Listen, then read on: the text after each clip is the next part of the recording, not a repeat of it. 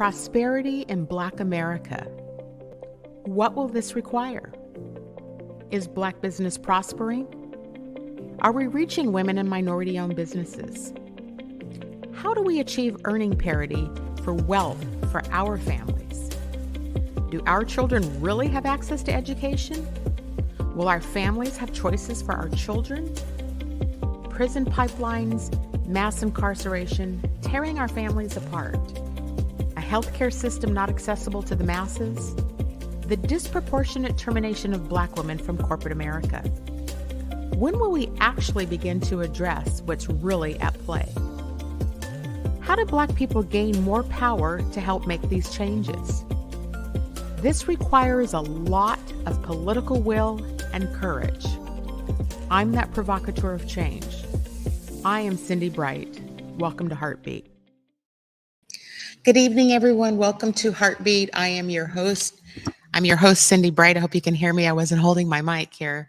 Thank you for joining us tonight. You know, this evening we decided to do a show on education. One of several shows we're going to do on the notion of education for Black children. If you're watching and paying attention to what's going on the East Coast in Florida, you'll see that the white conservative movement, the organization, there's one, we're going to talk about it here in just a couple minutes. There's an organization called Moms of Liberty. And Moms of Liberty are these, they are white women who are aggressively going after teaching education, educating our children and giving access to Black children. This isn't just on the East Coast. This is happening here in Washington State as well.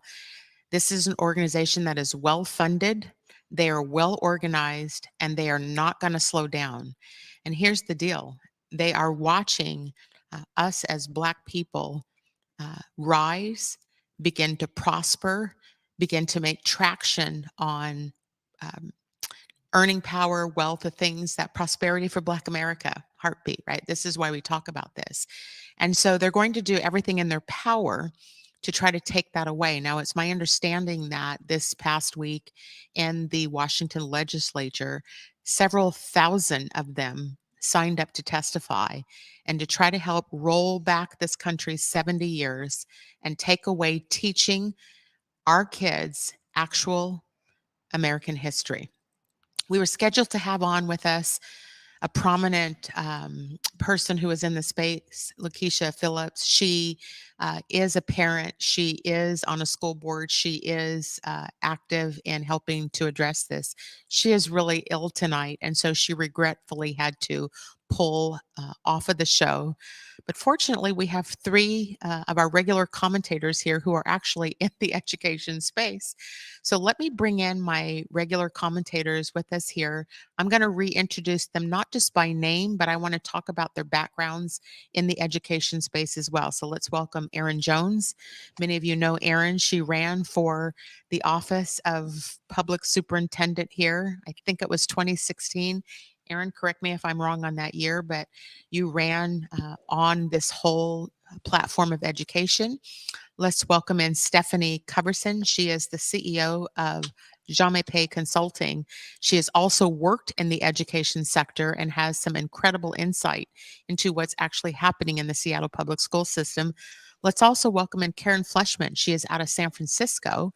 Karen is an activist. She is also just ran for the school board in San Francisco and has a pretty strong hold on what's going on in the state of California around this topic. So let's welcome Karen in.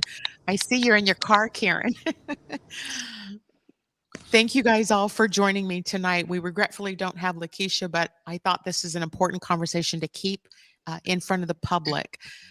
Erin, I want to start with you because you have probably of the group of us here, you have the closest hold on what's going on in the education space. Can you talk about what you know about this Moms of Liberty group that is here in Washington State trying to come in and take?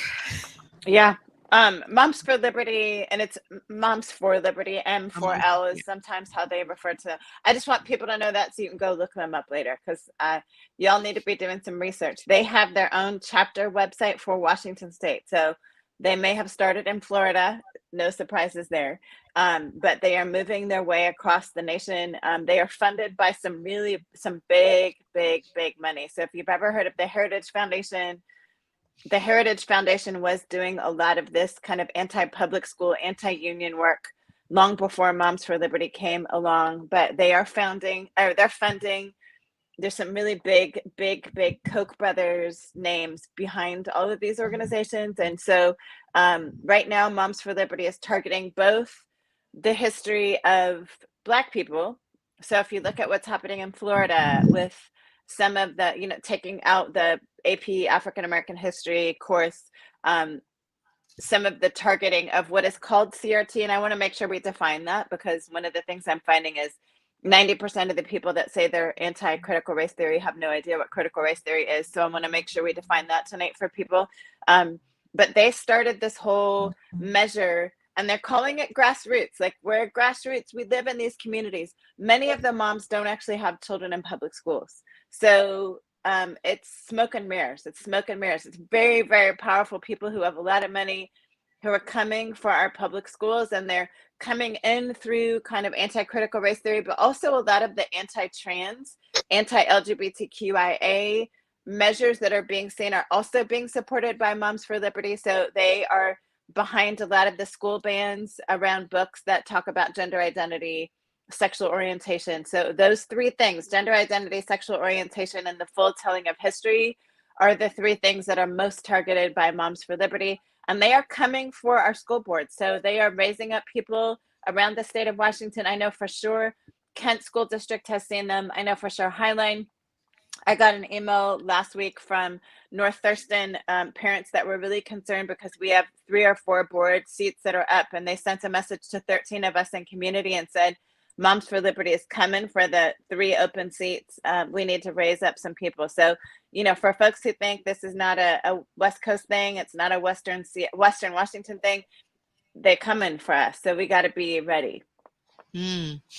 Karen, you just ran for the school board in San Francisco, and I believe this group, this quote unquote grassroots, is active in the San Francisco Bay Area as well. Did you run into that in your run for office this past year?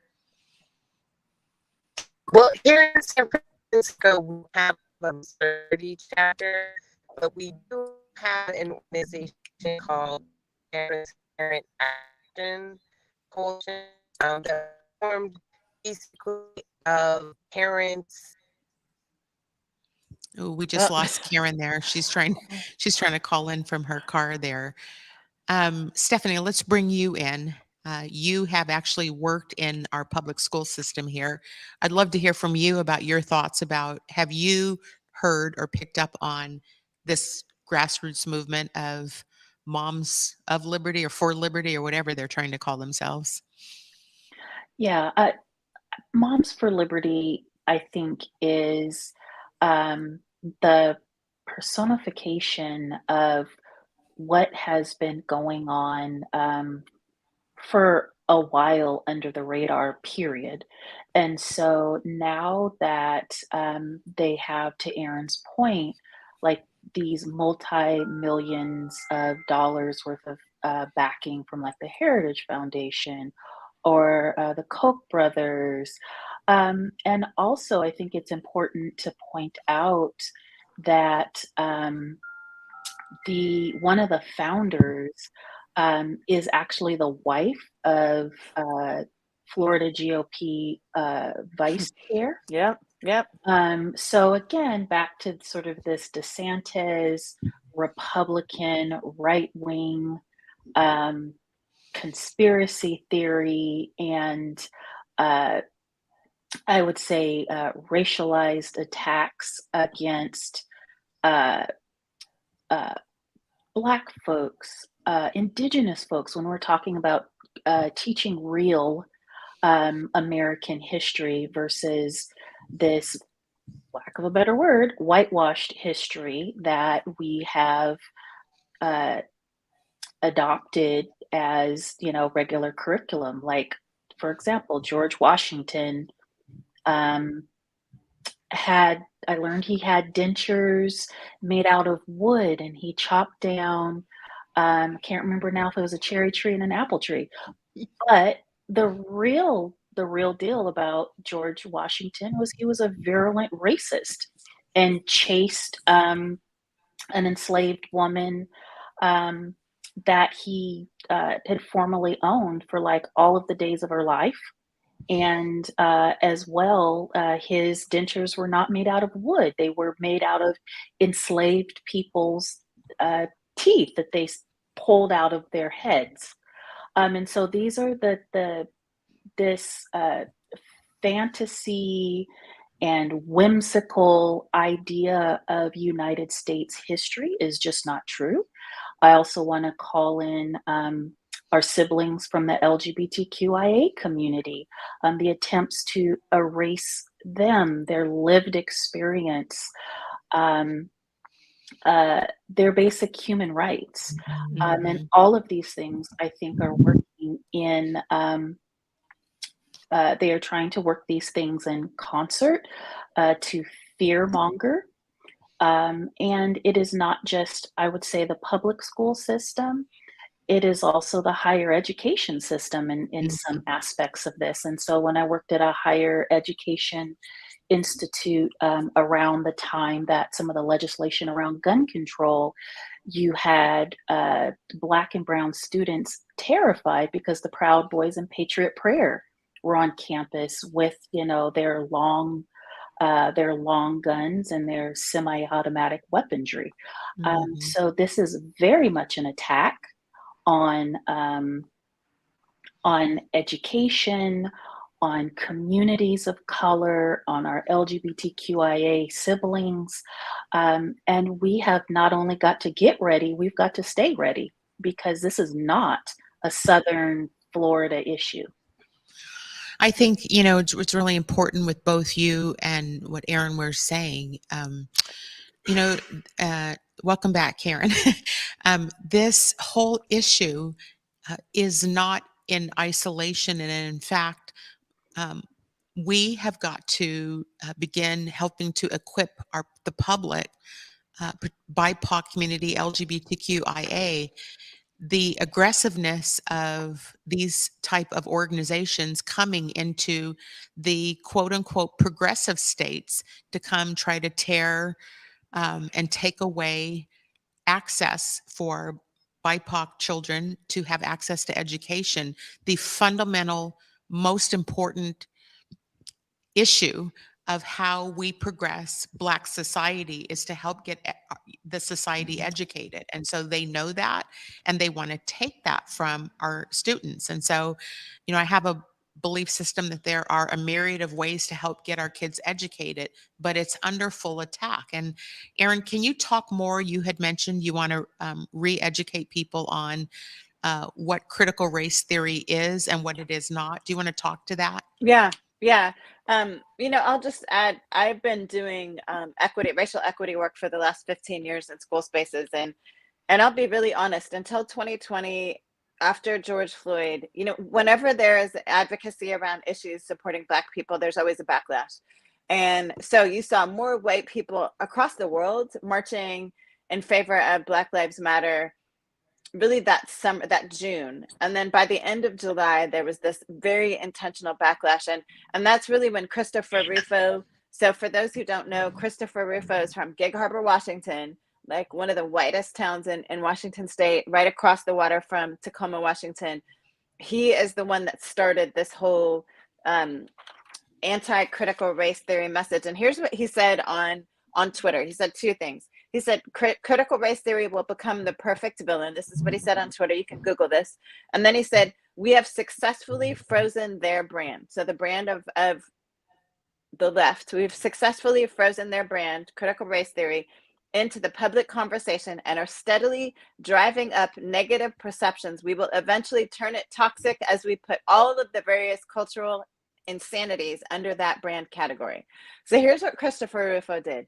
He said critical race theory is is teaching about the American history in such a way that it makes white people the bad guys and black people the good guys. That's what he said it is. But here's what critical race theory actually is. And this is out of the mouth of Kimberly Crenshaw and Derek Bell, who are the founders of critical race theory. What is interesting is I think if you were to just watch the news in the last 2 years, you would think this was a theory that was developed in the 2000s, but it started in the 70s after the civil rights movement and really became solidified in writings in the 80s. But here's what they say critical race theory is. It's an intellectual approach. It's not actually content. It's a theory. It's an intellectual approach to looking at US society with the belief that racism is at the core of laws and constitutions. And here's my translation. I'm a translator. I speak 4 languages. I love to translate things into really easy language. Critical race theory was a theory developed to make sense of why, even when governments wrote policy that was meant to kind of rescue and save and make life better for Black people, it still didn't have that outcome. And I'll just give a really practical example because I think we all can relate to this. Brown versus the Board of Education is always lifted up as this really great civil rights policy that desegregated schools, and it caused the largest exodus of Black teachers from education. And we've never come back from that, because what happened is once you integrated schools, white people did not want their children to have Black teachers. So what happened? All these Black teachers that had been in schools for generations now were out of jobs. What does that mean? It means that the people teaching those Black children no longer believed in them, no longer understood their culture, no longer could tell stories that related to these students' experience. And so even though this policy was meant to give Black children access to really great education and greater resources, what it actually did was create spaces where those children were often targeted by their peers, not believed in by their educators. And that's just one small example. But critical race theory is a way to look at all the policy that's been written, how we're talking about justice, how we're policing, how we're developing healthcare practices. Okay, when we develop what we say is good policy, when people have good intentions, why does it still not have the kinds of positive consequences that it's supposed to? That's what critical race theory is attempting to do, is look at that policy and say, ask the question, why? Why is this policy not having the outcomes that we thought it was supposed to have? Karen, what is happening? Did you have to confront that in your run for the school board, the San Francisco School Board? Yes. So, we don't have a Moms for Liberty chapter here. They were very inspired by and have a lot of the same funding as the people who led a recall effort against 3 people of color on the San Francisco Board of Education. And they targeted these 3 people because they were taking action towards racial equity. We have, going back to the comments about George Washington, in our George Washington High School, there is a mural that depicts George Washington with enslaved people and standing above the bodies of dead Native Americans. This was painted in the post-Depression era, and it's supposed to be a critique and a telling of the true history of George Washington in our George Washington High School. But the problem is, it literally depicts dead Native Americans, and they're very scantily clad. And so the Native families wanted this mural covered up, and the school board took action to cover that mural. Then we have this prestigious high school that has all the AP courses and all the sports and every activity under the sun, that had traditionally, you get into it through merit, through your test scores and grades. And the Black Student Union in that school, which is intensely anti-Black, said, we need to change this. We need to have fairness, and we need to have a lottery system for admission to this school. And so the school board took action on that. And as a result of their efforts to move San Francisco toward greater racial equity, these parents, newcomers to San Francisco, who had literally lived here for like 2 years and met on Tinder, decided as their couples project that they were going to recall the San Francisco School Board. And so the same funders as the folks behind Moms for Liberty got behind them, gave them all this money to hire paid signature gatherers to come in and gather signatures. And they were ultimately successful because parents here were mad at the school board. They were able to say, oh, look, they're paying attention to these issues, renaming schools when they should be focused on reopening the schools. And Yeah. so, yes, there were three openings on the San Francisco School Board. Our mayor appointed three people to fill those openings. Those three people ran for school board, and then there were three challengers. I was one of the three challengers, and Yeah. one of those school board members wrote on her one of her candidate questionnaires that she believes that Black and Brown families don't really love learning, and that's why they're teaching their kids not to love learning, and that's why their kids are so disruptive in the classroom, which is very unfair to teachers. On the other hand, there's the great students who deserve all the kinds of opportunities so that they will be stimulated by school.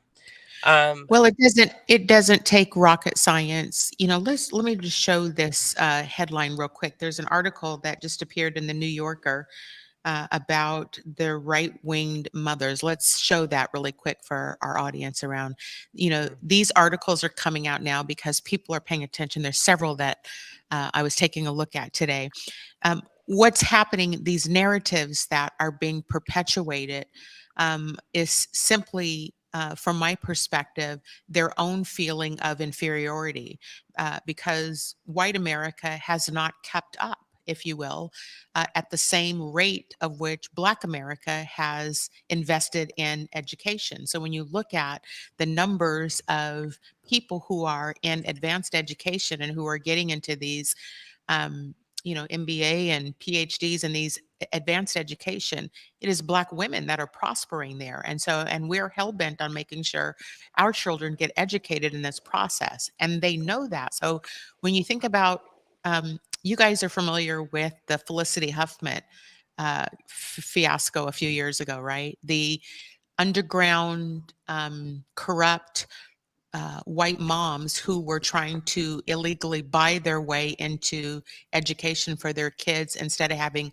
their children compete. So they're perpetuating a narrative that brown and Black children don't have the aptitude to have higher learning. And we have that in our state legislature as well. That's a whole nother conversation where we have elected officials who say the same garbage and actually chair education committees in our legislature. Whole nother topic. However, um, what they're projecting onto our communities and the fight they're in is because they themselves and their children, they are used to writing checks or marrying their way into money and access instead of earning their way in. That's the fight against affirmative action. That's the fight against access to jobs and access to education. And so the more we rise, you can see it happening now post George Floyd, the activism from Brown and Black America and Karen and her allies that are out in the streets fighting and trying to get into these seats as well. Because we are prospering, the attacks are coming harder. Would you guys agree with that thought process? Absolutely. Yeah. And one of the things that I think is important to talk about is the weaponization of social justice and social equity language, and how even these Moms for Liberty, some of their talking points, they attempt to incorporate the quote unquote harm to Black children learning about school desegregation or learning about notable Black figures in history, given the context of the United States. Conversations around achievement despite segregation, despite racism, misogynoir. And so they are attempting to say, see, this curriculum will make your kids feel uncomfortable too. But what they are not, and we all know this, our kids are not feeling uncomfortable, but experiencing discomfort, violence, discrimination, misogynoir, the adultification of our children. There are all types of real life ramifications of racism and discrimination in American society. And so, you not wanting your children to read about the full context of history is not the same as our children being slapped in the head with, literally, figuratively and literally, with these racist attacks and assaults. Yes. Erin, were you about to say something also? No, I'm sorry. Yeah. I somehow totally lost power over here. So we're having a weird night tonight. No, I was just gonna say what I find really interesting, and you'll hear Moms for Liberty say this. You'll hear like the numbers, the amount of legislation that has been written just this legislative session that is anti-critical race theory, anti-trans support, and the argument is always we don't want our white children to feel bad. And yet our Black children are stuck in AP classes where they're the one where they have to talk about George Washington. They have to talk about Jefferson. And I just had a pastor reach out to me today who is at Walt Disney World. And he was sharing with me, there's a room that they have at Disney World. I've never been there, where they have all the presidents. And he was talking about how awful he knows Washington is now. And he knows Jefferson. And he said, but this guy, and he sent me a picture of Lincoln. And I said, do you know about Lincoln? And the reality is that Black people have been feeling bad in classrooms the whole time. So this is not that. So all this argument that white parents have about, to be honest, as a classroom teacher, I don't want any of my children to feel bad about themselves in the teaching of history. What I want them to know, though, is that we have the capacity to do evil. And this is our capacity as human beings. And if we're not willing to share the truth, then we are doomed to repeat the truth. And this is the thing that I'm really afraid of as someone who grew up in Europe after World War II, during the Cold War. This is like Russia tactics to me. I saw this during the Cold War. I saw this with Eastern Germany as a child, as I watched what was happening just across the border from me. And these are the tactics that were used by communists. I mean, the folks that these folks are saying they're fighting against, these are the exact tactics those people used back in the 80s. They're the same tactics that were used in the 1930s in Germany. Yep. We're going to go take a quick commercial break, and we're going to pick back up right where you just left off, Erin, because I want to talk about the tactics that are being used. And so let us take a quick commercial break, and we'll be right back. Half that up in Saks, I favor Black businesses. Assuming I'm rooting for everybody that's Black. Yeah. Yeah. What's up, everybody? Trey Holiday here, and I'm so excited that Converge Media is doing a Black History Month takeover at the iconic Sankofa Theater. That's right, we're going to be looking back to look forward in this amazing space as we curate our own segments of Black history with our friends there at Sankofa Theater. Shout out to our partners, Friends of Waterfront Seattle, the Elite Collective, and the Vita Agency for joining us on this amazing journey. Of course, the whole Converge family is going to be in the building February 20th through the 24th. Y'all do not want to miss these segments. Join us, and can't wait to see you there.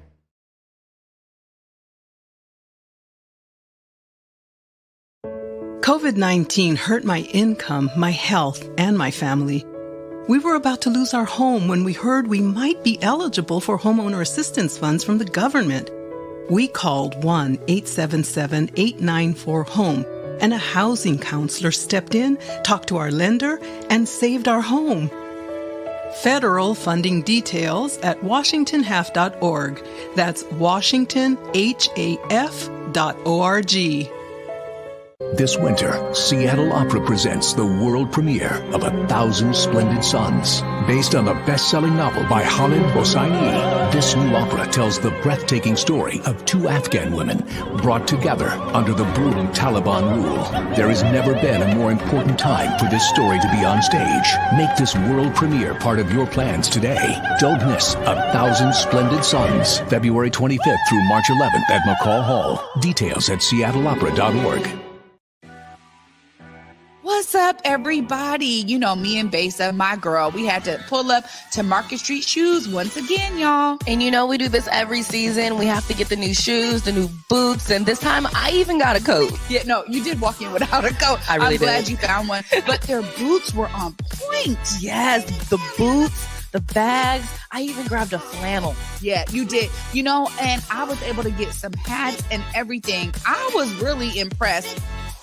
And you know, I was impressed because, of course, I got those white boots that you guys see me wearing everywhere these days. Yeah, no, I look at your white boots and I'm like, darn it, they only have one pair. Me and Basa wear the same size. Of course, every time we walk out with several bags in hand. Several bags and sometimes even a backpack, you guys. Make sure you check out Market Street Shoes. Yeah, please check them out. Where they go, Basa? Ooh, 2232 Northwest Market Street, Seattle, Washington.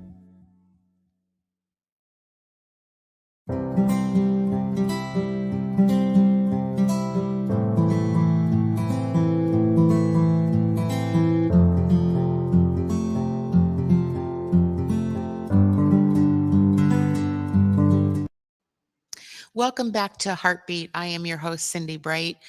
Joining me this evening are my regular commentators and co-hosts, Erin Jones, Stephanie Coverson, and is Karen Fleshman still with me here this evening? No, okay.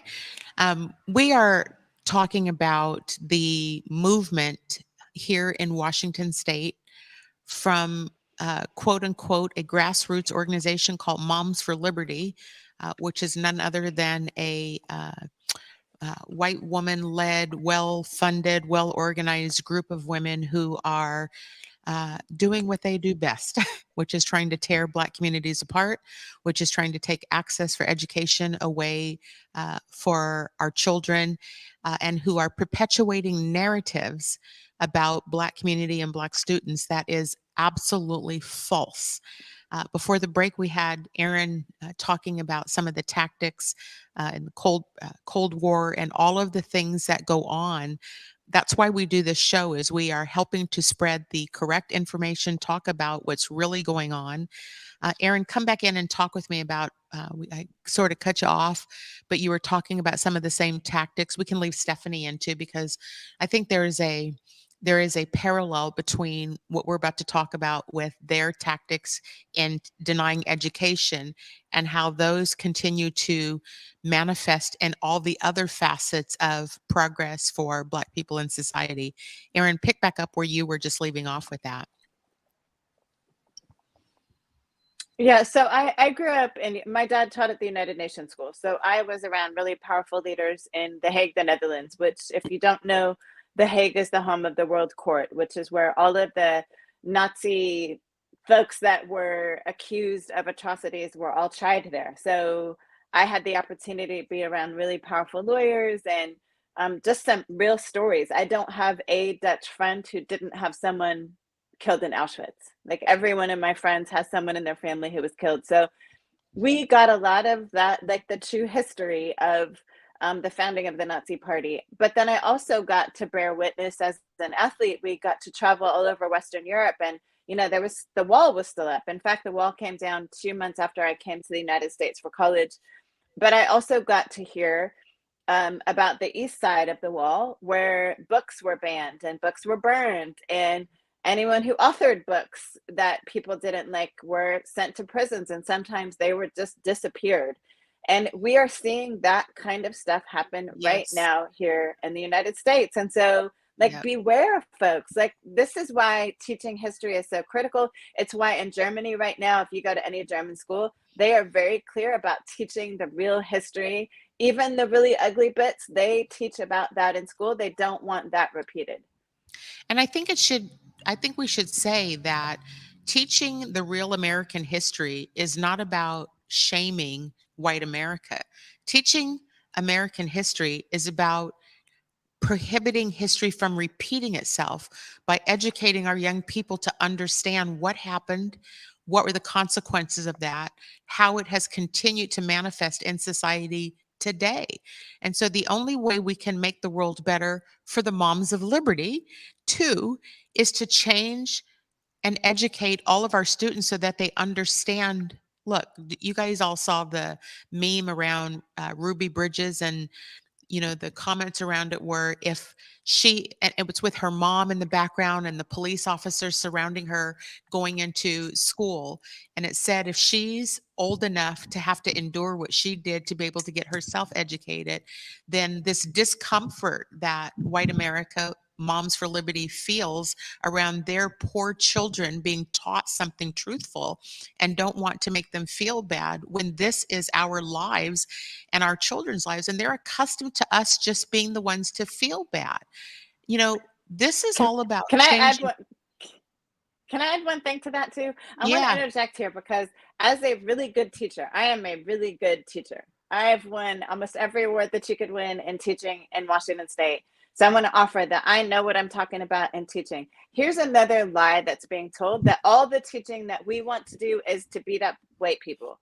And I want to offer that part of the challenge of these conversations that we're having is that there is a narrative out there that all we want to do is talk about the atrocities white people did to Black people. I want to offer to you as a mom and a wife and a sister and a daughter, it is equally important that we teach about all that Black folks and Indigenous folks and trans folks and lesbian folks and gay folks have contributed to this country as well. It's not just, but that is a lie that's being told, that all we want to do is just make white people feel bad. And I would offer that again centers the white person. Yep. I actually want our Black children to understand that they are brilliant too, and that they have been doing math and mathy things and engineering since the beginning of time. And so it's not just about the white story and how bad white people are. It is the stories of where, in spite of it all, we have still created amazing things. We've still designed monuments, and we have still created electricity, all the things too. Yes, I appreciate you adding that color, if you will, to the comment, because it is true. And I believe, Stephanie can add some more into this. That is why, granted, I wasn't trying to talk tonight about DEI, but it's relevant because all of the things that in the business world too, that Black America has been fighting for and trying to help progress, the same narrative is that now there's no more investment in it. Now we don't want to talk about it anymore. George Floyd is, buried for 2 years or 3 years now. So now there's no attention to it. This is real. And this whole notion that it is our responsibility as Black citizens to comfort the white citizens. We live in this, we are part of this society too. And like it or not, we're not inferior to white America. That's just a narrative that keeps getting pushed and perpetuated, that us, our lives, our families don't matter. And so the reaction of Black Lives Matter, the reaction of the things that we stand for around policing and education, this is because white America continues to perpetuate stories and narratives in order to keep, she's your friend, Erin, but the fragility of a demographic of people who just don't want to deal in reality. And you can't change that. And look, I looked at numbers today for a whole nother reason of the growing trends and demographics across the country. You can't, as much as they're trying to genocide and take everything away from Black America, still we rise.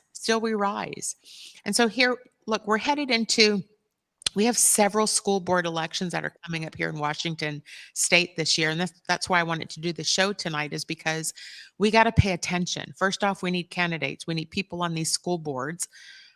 Secondly, we need activism to help deal with these school boards and the decisions that they're making. Did you both hear the number that I quoted earlier around the 3,000 women who signed up to testify in Olympia this past week on the education system? Mhm.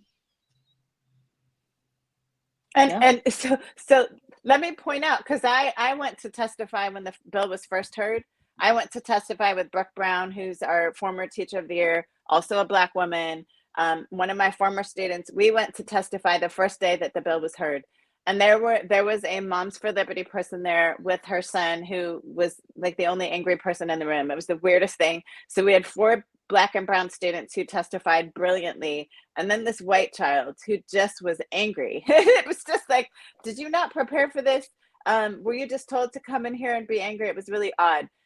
But what's really interesting, and it struck me that day while I was listening to testimony, is these women, this is not grassroots. This is not about your average mom from Enumclaw or Eatonville showing up. These are wealthy people who can afford to take a day off work to drive down to Olympia and spend a day waiting for testimony. Like, just let me be real about this. It is not an easy thing to get to Olympia. It's not an easy thing to pay for parking. It's not an easy thing to wait in line to make sure that you know how to actually register to testify, because now there's a whole new way to do that.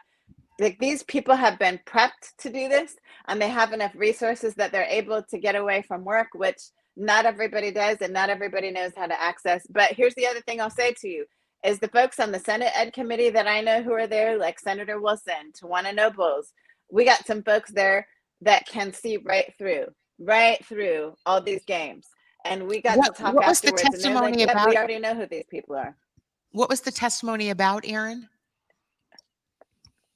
So the students actually wrote a bill, and that bill did not make it all the way through. It was adapted and adjusted. So the bill this week is a little bit different than the one I got to hear, but students actually wrote a bill that would require for school districts to look at their curriculum and make sure that all voices are represented. So basically what the bill was about was not about instructional practice, but it was about curriculum. So making sure that every school district is looking at their curriculum. Here's the thing I loved about this bill, and the children wrote it. They said we should have student representation as school boards are choosing their curriculum. They should be required to have students represented on the committee that does the selection of curriculum. And I thought, ding, ding, ding, like that's a no duh, yeah. But these parents came in droves for that, and many of them that day showed up on Zoom. And but what was the senators? What was Go the ahead. child angry about? When you said there was a child there that was angry, what was she angry about? It was a he, and a white male. He had attended a private school in Seattle, and his argument was that one of his teachers was woke, and all he wanted to do was talk about slavery every day. I don't know a teacher that wants to talk about slavery every day. So I find that really hard to believe. I actually, this is crazy, really bad, but I can read from far away, and I could read his notes that he had in front of him from a row away. And I turned to Brooke Brown and said, oh, this child is about to go there. But basically he said that his junior year history class, he learned nothing because all his teacher ever wanted to talk about was slavery. And none of the kids showed up to class. They just stopped coming to class. And I was like, that is a bunch of BS. I don't believe that story. I absolutely don't believe that story. I think it's a made up story. I think he came in with a piece of a story, but he literally lost his stuff in the middle of his speech. So he wasn't even able to read through his whole speech. He just got so like frothy almost as he was explaining his experience in high school. And it was really pretty tragic to watch him. Just how angry he had just graduated from high school. I think he was 19. And just that this one experience for him of being challenged in his identity made him that angry was really disconcerting. And I was more upset about that than anything. Can I just jump right in? Because what I find so absolutely fascinating and interesting is that this student, this white male, was allowed to froth out at the mouth. Because the first time, you let one of those Black or brown students do that, and, the house security would have been called on them. And they would have been forcibly removed from the building, if not worse. And so this idea that these folks are alleging that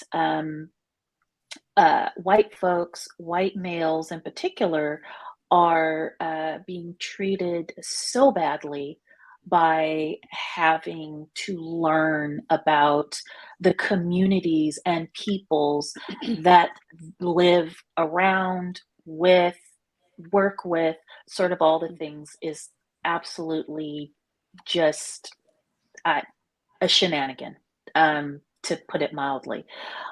The other thing that concerns me about these conversations around education is, you know what I'm concerned about? I am concerned that our children, with these, sci-fi fantasy uh, depictions of not only US history, but world history, we are not going to have critical thinkers. And so that is what concerns me as children grow into adulthood, move into the world, move into the workplace, and even academia, that they are not going to be critical thinkers, but rather constantly dependent, to be force fed propaganda like a baby bird. And it reminds me of uh, former President LBJ, problematic in and of himself, I know, but a broken clock is right twice a day, as they say. He once said that if you can convince the lowest white man he's better than the best colored man, he won't notice you're picking his pocket. Hell, you give him somebody to look down on, and he'll empty his pockets for you. And I feel like this foolishness around, falsehoods around critical race theory, as well as these educational bending and machinations around history curriculum, is the continuation of this. And when you talk about the wealthy, well-to-do people who are behind this, they have a vested interest in keeping us fighting over scraps, right? Because the minute we coalesce together against capitalism, racism, sexism, homophobia, sort of all of these isms that currently divide us, we're no longer fighting at over scraps, and we're able to kind of look at the bigger picture of what is really happening. And I think that is an integral part of this conversation. Let You me know, let it's me funny that comment you say about. about critical. Oh, sorry. Go ahead. I want to comment about something before, and then I'll bring you back, Erin. I appreciate what you just said, Stephanie, and you're going to relate to what I'm about to say. Erin, when you were talking about the young man who commented about everything's about slavery and so forth, let me make a couple of statements here. I too teach. I'm actually a professor at Seattle Pacific University, and I teach in their business school. And the class that I teach in their business school is called Leading in Culturally Diverse Contexts. And much of the curriculum that I teach, it's very business focused, but very on corporate. And we do a lot of reading and case studies, a lot of Harvard Business Review studies. And when we unpack a lot of these topics, what becomes apparent in all of these issues, and particularly I'm a practitioner, so I am actually somebody who sat in corporate America for 30 years. I'm a former HR executive. I saw how these systems played out. I teach my students about the intersection of all of these issues, which is race. And so I say that because you can't progress any of these other women's issues, LGBTQ, race is at the center of all of it. And so while he may be interpreting everything as about slavery, the truth is, until we tackle the issue of race in this country, until we tackle this whole notion of we have to deal with race relations, because we can't go further by continuing to sidestep the realities of how race intersects all of these issues. And so coming back to what you were saying, Erin, and then Stephanie, what you were commenting on, none of this is ever going to get better until we just accept the fact that we're not just going to sweep it under the rug because you don't want to hear it. We have to critically think. It's what you were talking about, Stephanie, right? You have to critically think about, how is this playing itself out? What are the implications of, A, B, C, and D? And then what do we do different to be able to move society forward? We can't continue to have this ignorant perspective that just not talking about it is going to make it all go away. It is not. Um, so I'm an educator too, and I see and I listen to the thirst and the questions that I get asked, and how people in the professional world are trying to navigate business and organizations that want to sweep it under the rug as well. Comments? So I just want to offer, this is so crazy, but I heard a pastor this summer, right before school started. It was a really prominent pastor, and I'm not going to name who I think it is because I don't want to get the name wrong, but Cindi, you would probably know this pastor. And basically he said, we don't want our children to think critically. There's an answer, and you know this, Cindi, because we are part of the same sister group of churches. There is a way that white supremacy wants to elevate the patriarchy, wants to elevate white men. I mean, in essence, that's really what this comes down to. So even though this is women, Moms for Liberty, there's still a puppet master up here, right? Right. And so it's That's really right. elevating. How do we make sure that men of a certain type stay in power? Well, you make sure people can't think. It's why you didn't want Black people to read when they were slaves, because you didn't want them to be exposed to literature. You didn't want them to be exposed to thinking and all that stuff. And yet we did anyway. But I offer this because I know in my predominantly white evangelical church, I saw a lot of homeschooling as a way to just keep kids here. So we're going to teach you how to manage a home. Girls, we're going to teach you how to find a good husband. But we're not going to teach you to think critically, because we don't really want you to question anything. We want you to listen to dad, and we want you to listen to pastor as if they are God. And as we're having this conversation today, it just struck me. My goal as a teacher is to teach critical thinking, but that is not the goal of these people. The goal of these people is not to have critical thinkers, because critical thinkers are actually dangerous. The goal for these people is to have folks just believe. And what a lot of white, in particular, not white Presbyterians, not white Lutherans, but white evangelicals have trained their people to just listen to the voice of the pastor, to listen to the voice of the prophet. And so this push to critical thinking and exposing students to lots of things and being able to interpret, that's actually really dangerous to a group of people that has been set up to not critically think. Absolutely. And to your point around homeschooling, I remember a couple of weeks ago reading an article about neo-Nazi families pulling their children out of public school so Yep. that they could teach them the neo-Nazi way of life. Yep. And this conversation is so critical and important to start pulling these threads and understanding that this is the beginning, like in terms of where we saw back to the AP curriculum that Ron DeSantis and apparently now Greg Abbott is on board in Texas, rending his garments and gnashing his teeth. That's just the beginning, right? And then you see all of the legislation around all of our LGBTQ siblings and revoking their human rights.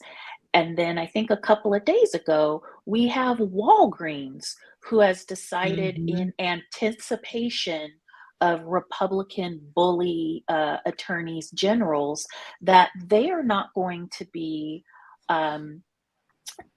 dispensing abortion or morning after, day after medication, even in states where it is legal. That the states I have saw said, that. yes, Yeah. we want this. So this is the beginning, this stuff that we're talking about now. This is not the end game. And so while Right. it may feel safe, oh, that's just the Black folks, that's just the LGBTQ folks, that's not me, that's my family. You're up next. because Yep. again, this is a part of a broader insidious picture. Yep. That is so right on, Stephanie. I appreciate you bringing that up. That's in the state of California, and the governor has stepped in and said, we're not going to do business with you anymore. And I do wonder when you look at I hate using the term left and right because it's really not that anymore. It's literally about like good and evil, right? It's about, right and wrong. So the cities that have governors that are, um, Democratic governors who are trying to help address some of these issues. I appreciate the comment you made about this isn't the end. This is the beginning of what we're about. You know, I didn't see it and I don't have any confidence he'll move anywhere, but I think the 45 is back in the picture too. And I think I saw that his numbers or the people that showed up were pretty dismal. So I don't expect, but he's going to continue to perpetuate false narratives and spread misinformation and more just more nastiness towards communities that are not right-wing conservative evangelical uh, people. And it's not just him. Like he Hmm. has a megaphone, and I don't know if Yes. folks have been following the Fox News defamation case, Yeah. where people from Fox News knew that this man was a wackadoo, but they were afraid of offending their watchers, their viewers. So again, this departure from reality, this departure from critical thinking, and also this construct of white supremacy and whiteness, where you decide to run down from your little rally in Washington D.C. and tear up the House of Representatives. Hmm. And we still have no response to this. And Hmm. so this is a part of a broader picture than what Donald Trump is talking about, and just the Hmm. buffoon that he is. My fear is, though, that there will be a smart person that also holds, a savvy person that holds these views that Donald Trump holds. And we Hmm. are going to be in a world of hurt. And so, again, back to getting woke and staying woke. Are It's you coming. talking about any more Herschel Walkers coming forward? Like we should pay attention to? You know, Oh, you I know what? no. To Go Go ahead, ahead, that Erin. point Carrier. though, Moms for Liberty intentionally leverages the voices of Black people. So Mm. they are leveraging to the hilt. They're trying to find that one Black conservative person, that one Latino. So there is a Latina woman who just declared that she's running for office, or maybe she's brown woman who's running as a Republican. So they are raising up some folks. So beware, not all skin Mhm. folk are kinfolk. But Moms for Liberty intentionally seeks out the super far right, and there are those Black people, and they do exist right here in Washington State. I know some of them. And my message to white folks is always watch who is following those people. Mhm. If most of the people that are following those people, like whatever, I see C word, I'm not even gonna say her name. If she posts a video and my white Christian friends send that video to me, I always say to them, look and see who's liking that video. If it's all white people, then she doesn't speak for us. Mhm. So No, Exactly. check out who's following and reposting. I think it's fair, and I know we're at the hour here, so I'm going to wrap it here in just a second. But I think, to your point, Erin, about we as a community have to pay attention to what's happening around us. We have to pay attention to what's happening in our legislature. We have to pay attention to the patterns of Black teachers that are not coming back into the public school systems. We need to pay attention to options and alternatives for our children and ways to get our kids educated, because we still, even as Democrats, we still have a problem with some of the elected officials that quote unquote represent our children in elected seats. And so, you know, we're at a time right now, again, it's the beginning. It's the beginning of another massive attack coming as we're heading into presidential election and school board seats that are coming forward. we can't afford to take our feet off the throttle when it comes to making sure that we get the right people elected into office who will protect and who will advocate for policies and systems that will help progress brown and Black children. We also, this is just a Cindi Bright appeal, but I feel that we need new representation in the legislature in some of those seats to help us carry the voices of Black children forward. I don't feel we have adequate representation there personally. And so this is our work, community. This is our work.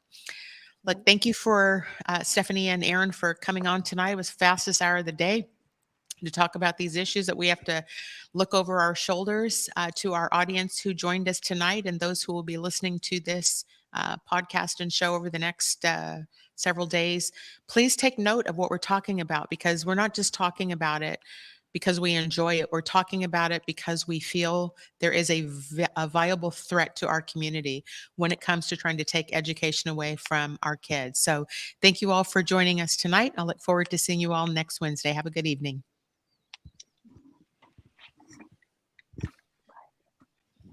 That up in sacks, I favor Black businesses. Assuming I'm rooting for everybody that's Black. Yeah. Yeah.